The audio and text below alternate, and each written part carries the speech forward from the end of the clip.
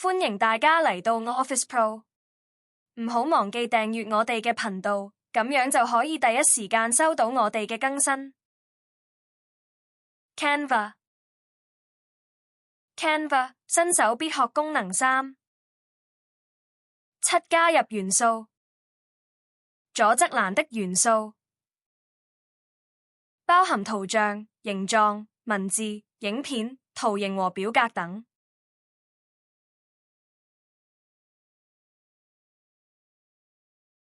各種元素可以進行顏色、大小、位置、透明度等各種編輯調整。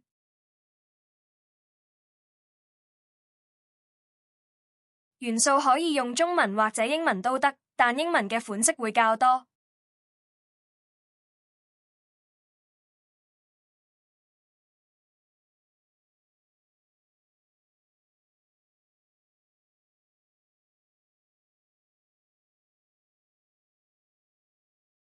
8. 使用圖片或影片，可以係元素中揾想要嘅圖片使用，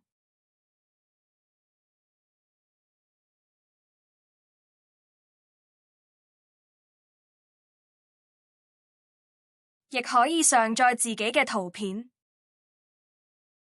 直接將圖片拉到工作區就可以。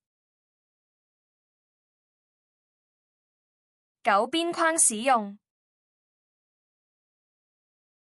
可以係元素中揾到邊框，選擇想要嘅形狀點兩下或者直接拉到工作區，再選擇想要嘅圖片拉到邊框裏。